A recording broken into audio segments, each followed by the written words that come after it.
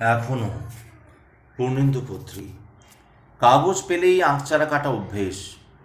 একবার আঁকছিলুম রাজবাড়ি, আঁকতে আঁকতে হয়ে উঠল আলকাতারা মাখা দৈত্য।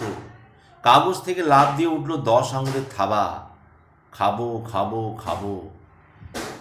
সেই থেকে আর রাজবাড়ি আঁকি না, আঁকি রাজহাঁস, ময়ূর, জলে ঘূর্ণি, আর সেই সব শিকড় যা ডুবে আছে আকুলি বাকুলি তৃষ্ণার ভিতরে।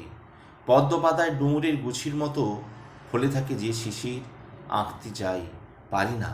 অন্ধকারের খোঁপায় বাগান সাজিয়ে রেখে যেসব আলোর কুচি আঁকতে যাই, পারি না।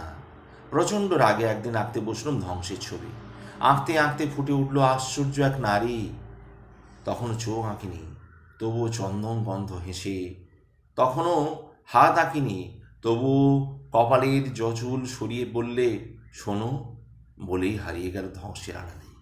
তাকে ধরবো, ছোঁবো, জড়াবো, নিংড়াবো বলে কলকাতার ট্রাম লাইন, মেটিয়া বুরুজের বসি, মুর্শিদাবাদের কবর, অন্ধ্রের ঝড়, রাজস্থানের বালি ডিঙিয়ে ছুটে চলেছি, ছুটে চলেছি, ছুটে চলেছি এখনও।